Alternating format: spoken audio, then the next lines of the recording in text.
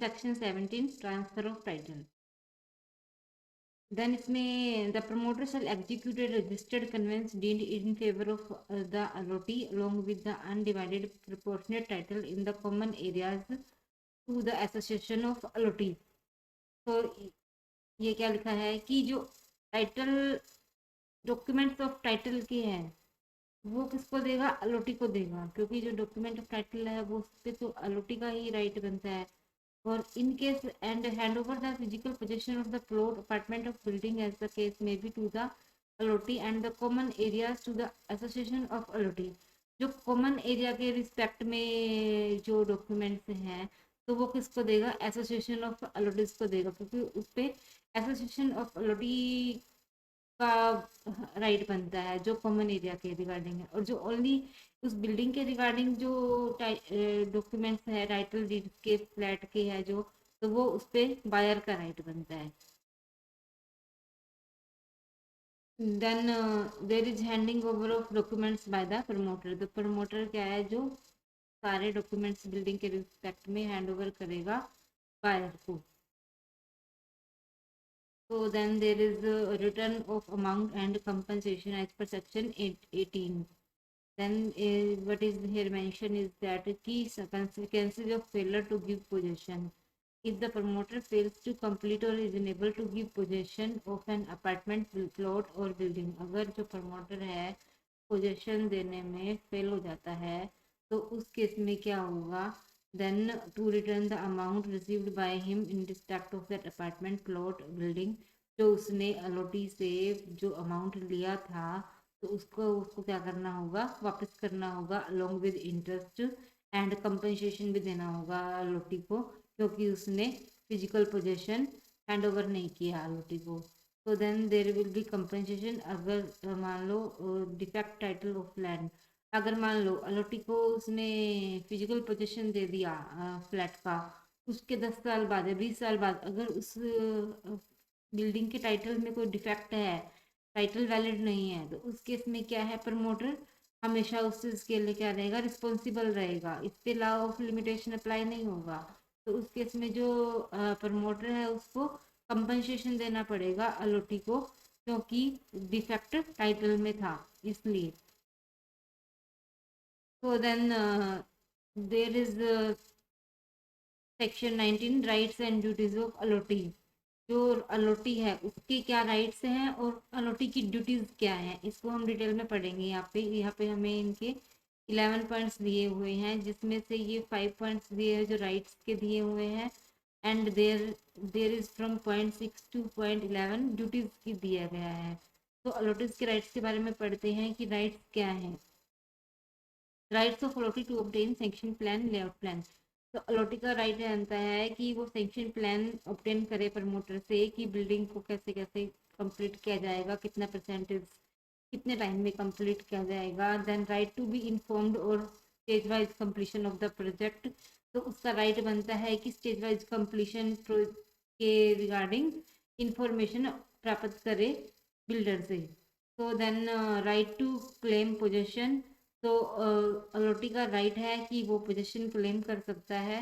Right to claim refund in case अगर builder position देने में फेल हो जाता है तो वो अपना जो अमाउंट है, इन्वेस्टमेंट अमाउंट है, क्लेम कर सकता है बिल्डर से। Right to obtain necessary documents. तो अलॉटी का राइट बनता है कि जो बिल्डिंग के रिगार्डिंग जो भी नेसेसरी डॉक्यूमेंट्स है तो वो सारे डॉक्यूमेंट्स वो बिल्डर से डिमांड कर सकता है।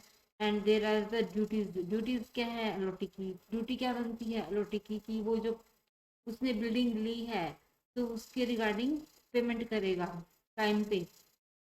तो there is that duty to make necessary payments by allottee in case of agreement for sale. जब एग्रीमेंट फॉर सेल में एंटर होता है अलॉटी तो तब उसकी रिस्पॉन्सिबिलिटी बनती है कि वो ऑल नेसेसरी पेमेंट करेगा बिल्डर को। तो देन ड्यूटी टू पे इंटरेस्ट। अगर मान लो अलॉटी ने पेमेंट करने में डिले किया तो वो उसको विद इंटरेस्ट अमाउंट को देगा। Mutual agreement for reduction of obligations interest. और ये जो उनका म्यूचुअल एग्रीमेंट से वो इंटरेस्ट की अमाउंट को कम भी कर सकते हैं।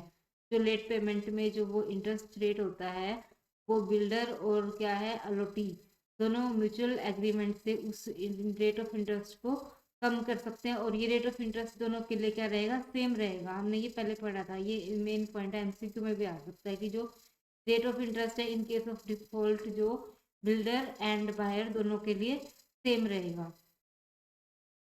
Duty in formation of an association, तो ये एसोसिएशन ऑफ अलॉटी भी बनाएगा। तो then duty to take physical possession, तो ड्यूटी क्या है उसकी, shall take physical possession within a period of 2 months of the occupancy certificate. तो ऑक्यूपेंसी सर्टिफिकेट के मिलने के बाद जो अलॉटी है वो फिजिकल पोजेशन लेगा अपार्टमेंट का, बिल्डिंग का। तो then duty to participate in registration of conveyance deed, तो वो इसमें पार्टिसिपेट करेगा रजिस्ट्रेशन ऑफ कन्वेंस डीड के लिए। तो then there is section 20 establishment and incorporation of real estate regulatory authority.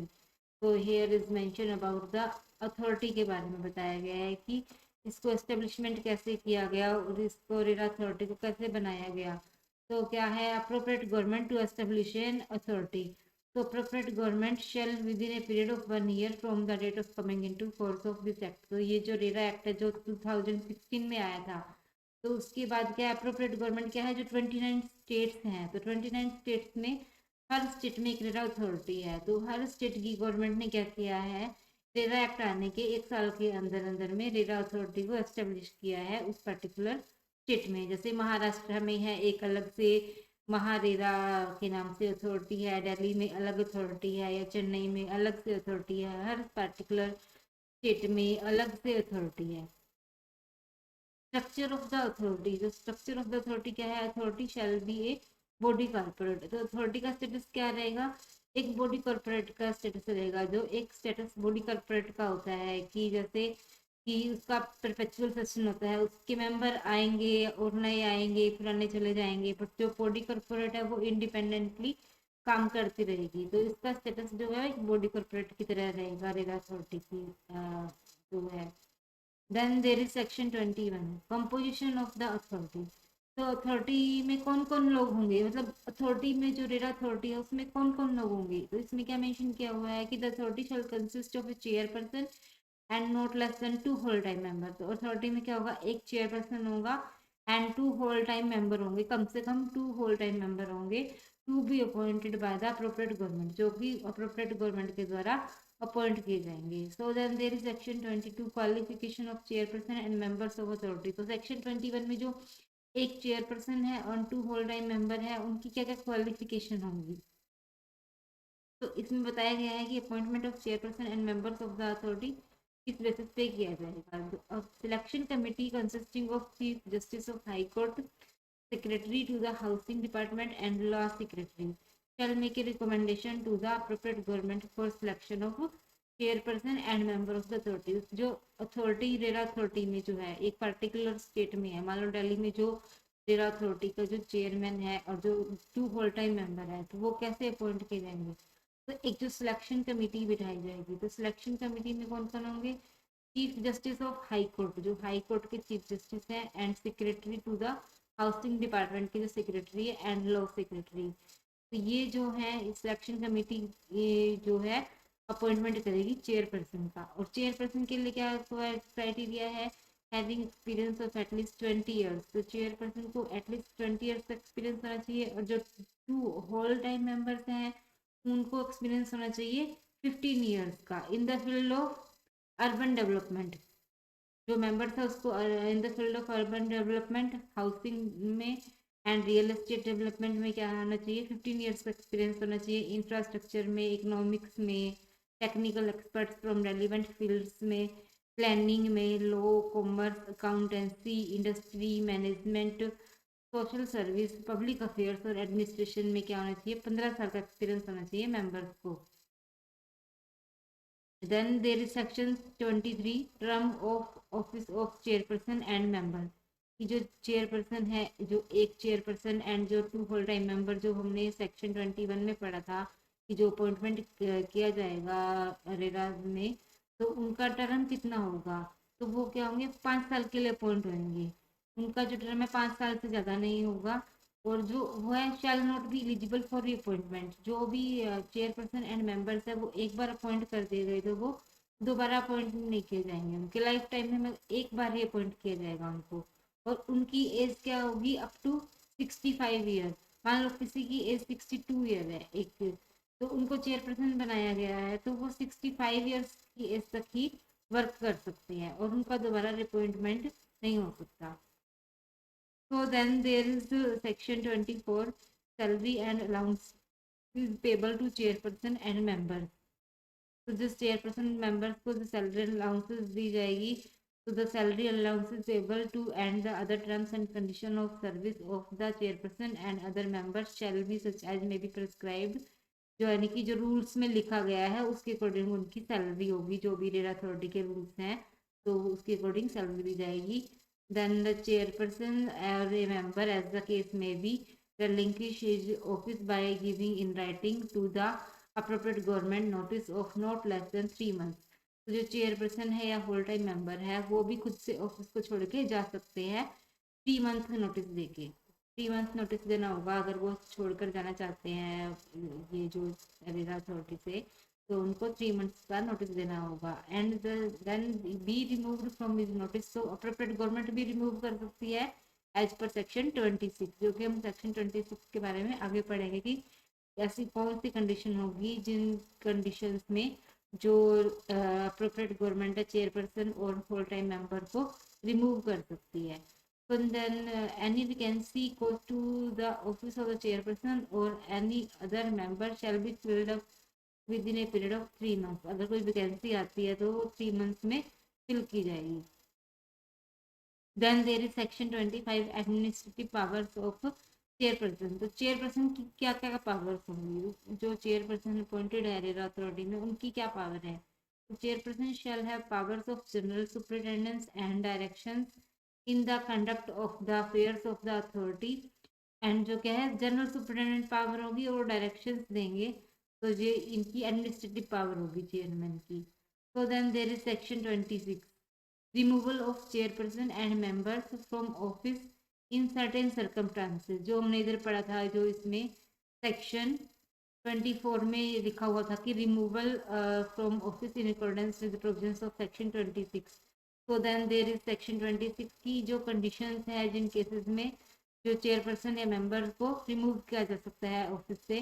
तो then this conditions are the appropriate government में in accordance with the procedure notified remove from office the chairperson or other member, if the chairperson or such other member as the case may be has been adjudged as an insolvent। अगर वो उनको insolvent घोषित किया गया है तो उनको क्या कर सकते हैं, रिमूव कर सकती है। Has been convicted of an offence involving moral turpitude, moral turpitude के ऑफेंस में उनको कन्विक्टेड किया गया है।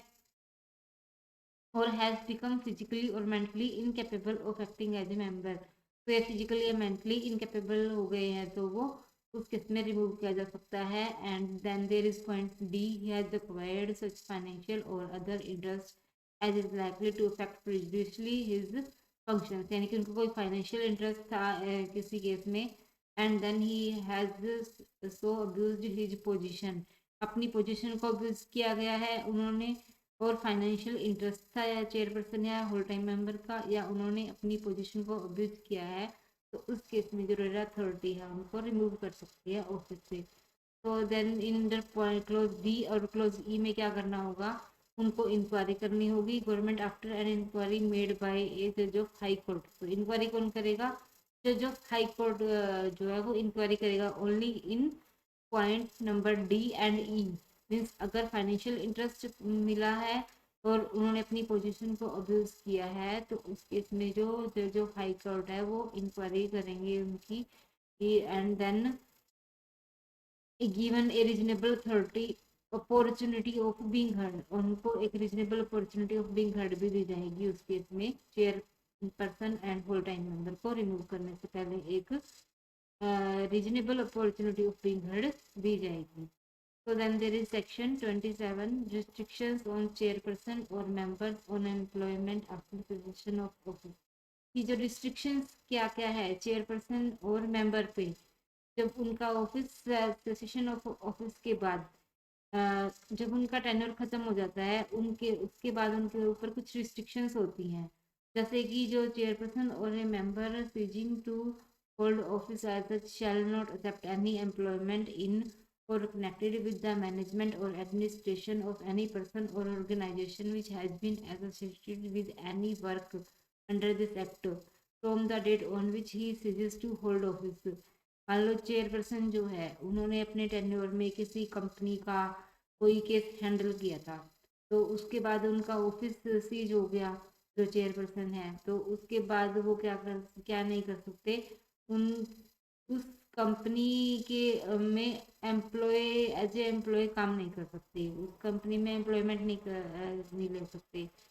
और however nothing contained in this clause shall apply to the employment under the appropriate government or local authority और ए government company. अगर मान लो उनके टेनर में अगर वो गवर्नमेंट कंपनी का केस हैंडल किया था, तो उस गवर्नमेंट कंपनी में तो वो काम कर सकती है, लेकिन किसी प्राइवेट कंपनी में काम नहीं कर सकते। तो गवर्नमेंट कंपनी के केस में ये कंडीशन एप्लीकेबल नहीं है। Act for on behalf of any person और organisation in connection with any specific proceeding or transaction or negotiation or a case to which the authority is a party and with respect to which the chairperson or such member had before session of office acted or provided advice to the authority. अब मान लो ऐसा किस लिए किया गया है कि मान लो उसने किसी को कोई एडवाइस दिया था, अपना टर्नओवर में कोई केस हैंडल किया था, तो उसके बाद उसमें एम्प्लॉयमेंट नहीं ले सकते। ऐसा इसलिए किया गया क्योंकि वो इस करप्शन को रोकने के लिए ऐसा किया गया है।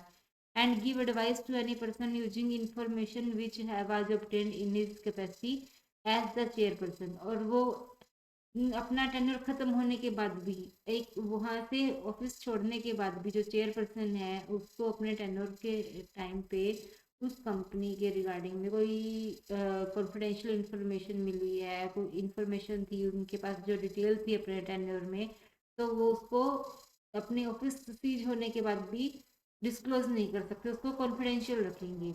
Enter into a contract of service with और accept an appointment to the board of directors और accept an offer of employment. तो वो उस प्राइवेट कंपनी में काम नहीं करेंगे जिसका केस उन्होंने अपने टेंडर में हैंडल किया था, और कोई ऐसी इंफॉर्मेशन उनको नहीं प्रोवाइड करेंगे जो कि एक कॉन्फिडेंशियल इंफॉर्मेशन थी।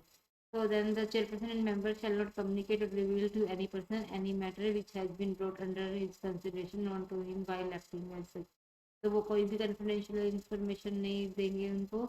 So then there is section 28 officers and other employees of authority. जो और एम्प्लॉयज होते हैं अथॉरिटी में, ऑफिसर और जो फुल टाइम मेंबर और चेयरपर्सन के अलावा जो और एम्प्लॉयज है, तो वो अप्रोप्रिएट गवर्नमेंट क्या कर सकती है, in consultation with the authority appoint करेगी such officers and an employees को। तो then there is section 29 meeting of authority. Then the authority की मीटिंग के बारे में बताया गया है कि authority shall meet as such at such places and time and shall follow such rules of procedure in regard to the transaction of business at its meeting। then क्या होगा मीटिंग में, क्या होगा, if the chairperson for any reason is unable to attend a meeting of the authority। अगर chairperson जो है unable to attend है, meeting को अटेंड नहीं कर पाता, तो उस केस में क्या करना होगा, तो any other member chosen by the members present among themselves. तो जो मेंबर प्रेजेंट है, तो उन्हीं मेंबर जो मेंबर प्रेजेंट है वो अपने उन्हीं में से एक मेंबर को एज ए चेयरपर्सन क्या कर दिया जाएगा, उस मीटिंग में अपॉइंट कर दिया जाएगा। Shall preside at the meeting. तो वो मीटिंग को एज ए चेयरपर्सन हैंडल करेगा। मेंबर्स जो प्रेजेंट है उन्हीं में से एक मेंबर है एज ए चेयरपर्सन उस मीटिंग को कंटिन्यू करेगा। All the questions which come up before any meeting of the authority shall be decided by a majority of votes. अगर उस मीटिंग में जो भी क्वेश्चंस आते हैं तो वो मेजोरिटी ऑफ वोट्स के द्वारा डिसाइडेड किए जाएंगे। मान लो वहाँ पे 10 मेंबर्स हैं, तो उसमें से क्या होगा, 6 मेंबर्स की मेजोरिटी फॉर्म की जाएगी जो कि क्वेश्चंस का वोटिंग के लिए। The questions which come up before the authority shall be dealt with as expeditiously as possible and authority shall dispose the same within a period of 60 days।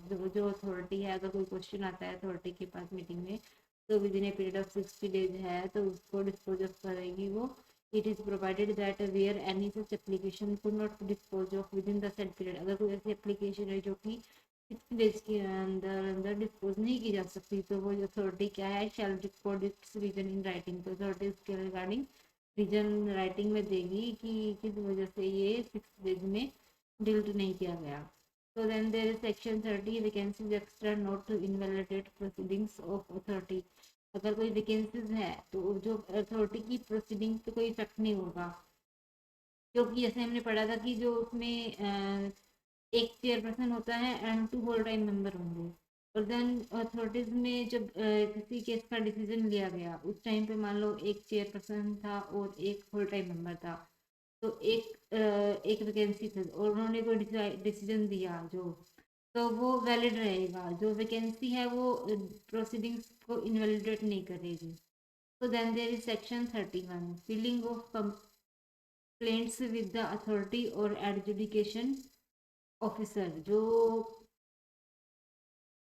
जो complain है, जो filing of complaints with the authority और adjudication officer, तो जो कोई भी aggrieved person है may file a complain with the authority. जो कोई भी अग्राइड पर्सन है तो वो अथॉरिटी के पास कंप्लेन कर सकता है। अग्राइड पर्सन कौन कौन हो सकते हैं, इसमें 3 पार्टी हो सकते हैं अग्राइड पर्सन।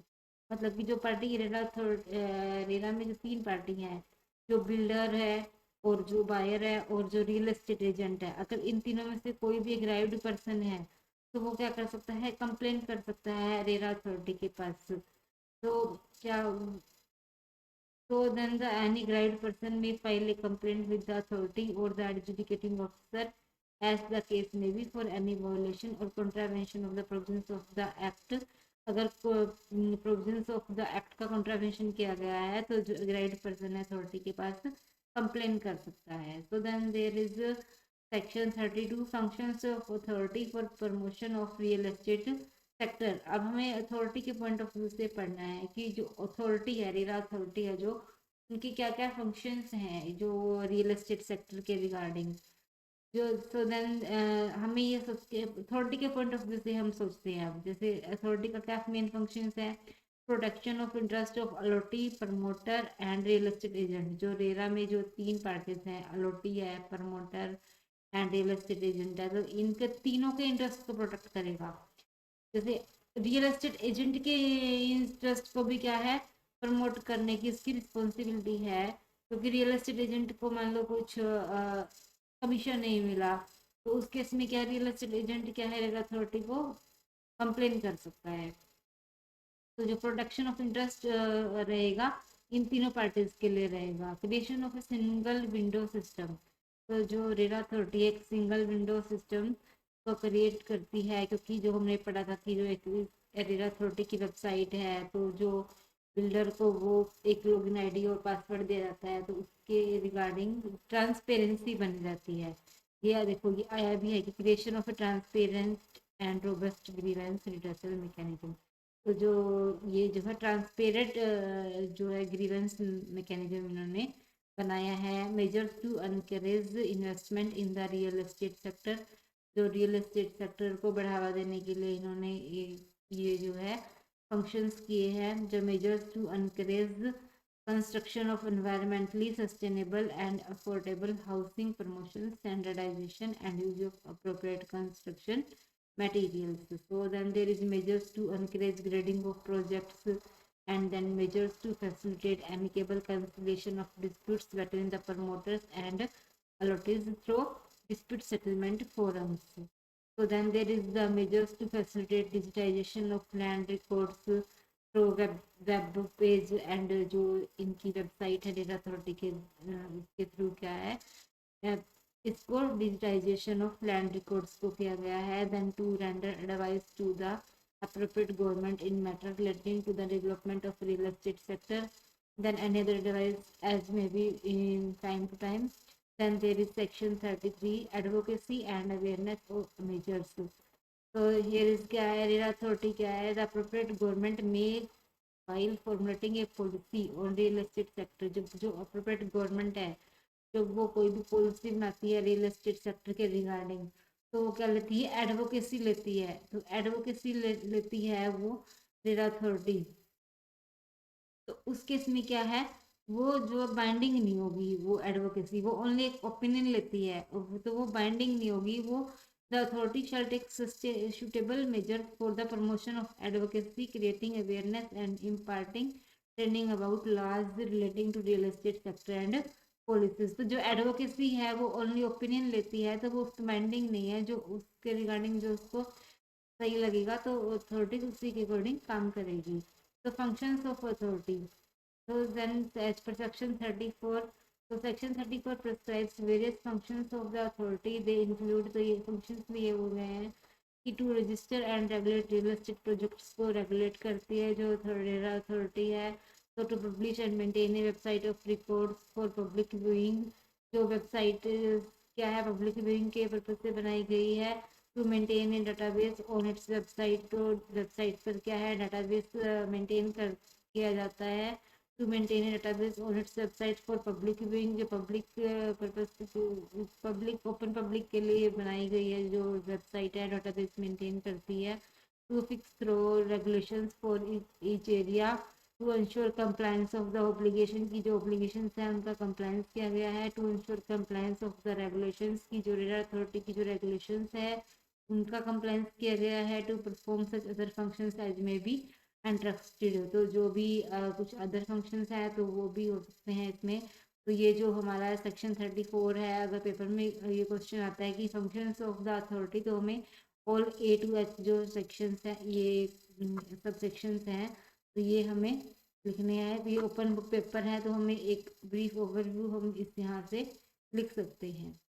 तो then there is section 35 powers of authority to call for information conduct investigation. तो अथॉरिटी की पावर बताई गई है इसमें कि अथॉरिटी की क्या पावर है। इनके अथॉरिटी की पावर है कि वो कोई भी इंफॉर्मेशन मंगवा सकती है और इन्वेस्टिगेशन कर सकती है अगर उसके पास कोई कंप्लेन आती है, या सीओ मोटो भी कर सकती है। Where the authority considers it expedient to do so on a complain और सीओ मोटो, अथॉरिटी क्या कंप्लेन मिलती है किसी से तो वो क्या कर सकती है, इन्वेस्टिगेशन करवा सकती है या इंफॉर्मेशन डिमांड कर सकती है। सीओ मोटो को लगता है कि मुझे इंफॉर्मेशन चाहिए तो वो इंफॉर्मेशन डिमांड कर सकती है। एंड द अथॉरिटी है as per code of civil procedure 1908 के अकॉर्डिंग क्या है फंक्शन करेगी। Discovery and production of books of accounts और other documents at such place and at such time as may be specified by the authority, summoning and enforcing the attendance of persons and examining them on oath, then issuing commission for the examination of witness or documents any other matter as may be prescribed। so ये जो functions हैं सारे as per code of civil procedure 1908 के according करेगी। so then there is power to issue interim order section 36, जो authority है final order देने से पहले इंटरिम ऑर्डर दे सकते हैं। जो इंटरिम ऑर्डर है एक फाइनल ऑर्डर से पहले दिया जाता है, तो अथॉरिटी की क्या पावर है इंटरिम ऑर्डर भी इशू कर सकती है फाइनल ऑर्डर देने से पहले। तो then there is section 37 power of authority to issue direction, तो अथॉरिटी क्या है time to time direction issue कर सकती है।